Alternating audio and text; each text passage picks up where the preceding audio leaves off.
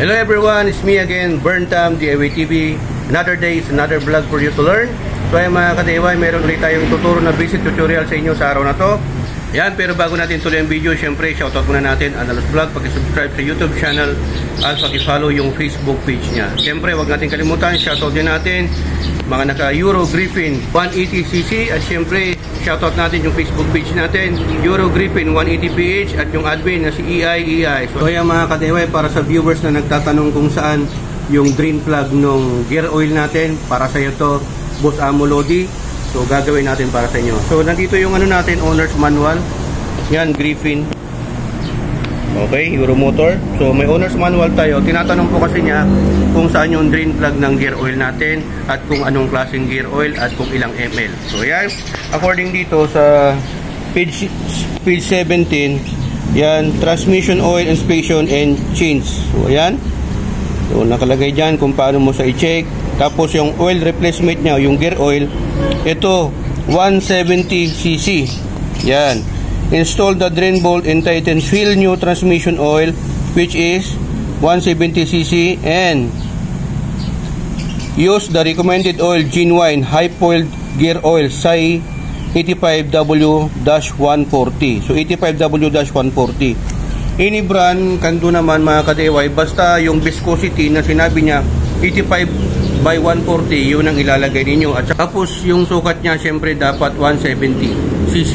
Okay? So tuturo naman namin sa inyo mga ka-DIY, sa mga viewers natin dyan kung saan po at kung paano po siya i-refill. Tara.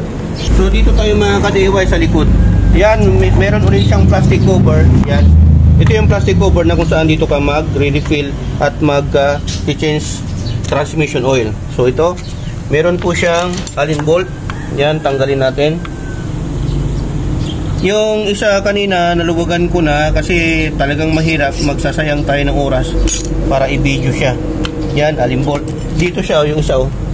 Doon. Yan, may Allen bolt din dyan. Tinanggal na natin para hindi na kayo mahirapan. Tapos ito, pag naluwagan mo na, taas mo lang. Yan. Dito po yung bolt kung saan dito ka magre-refill. So, kailangan gamit ka ng size 10 na T-range or open range. So, yan. Para makita nyo, kung gusto nyo magpalit ng gear oil, sa akin hindi pa naman kasi bago pa to. Ganyan nyo lang, dahan-dahan lang para hindi masira yung o-ring. Yan. So dito ka magpapalit mga ka-DIY. Yan. Yan yung gear oh. Paikutin natin yung gulong, iikot yan. Yun. Yun. Okay? So pagka bago niyo balik to, punasan niyo kasi may mga buhangin na sa magilid-gilid palabas. Okay?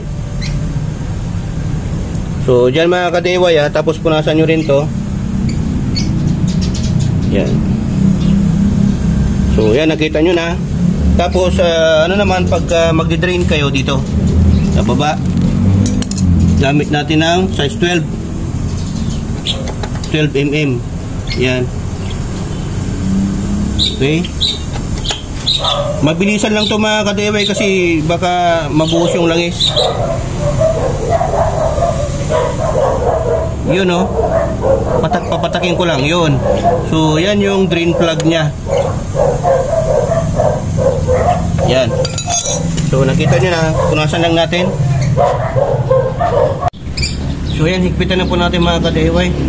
Ipakita na namin sa inyo. Tapos ibalik na rin natin tong cover nitong para sa gear oil. Yan, siksik nyo lang yan, dahan-dahan lang. Tapos balik nyo na rin yung tornilyo. Ganyan. So yan, sa viewers natin na nagtanong kung saan yung location ng drain plug at kung saan natin pwede i-refill yung gear oil ng Griffin 180 natin. Yan, hoping na nasagot po yung tanong mo, boss. So ayan, 85/140 yung oil na gagamitin. Pakita mo ulit. Yan, 85/140. Yan po yung viscosity ng gear oil para dito sa Griffin 180 natin. So ayan, hoping na may natutunan naman po kayo sa vlog content natin sa ngayon, kung ano po yung tamang langis na ilalagay at kung saan yung location ng drain plug ng gear oil ng Griffin 180 natin. Dahil dito sa SPT, natuto ka na, nakatipid ka pa dahil sa SPT sharing is caring. So ayan, maraming salamat. To God be the glory and Burntam signing off.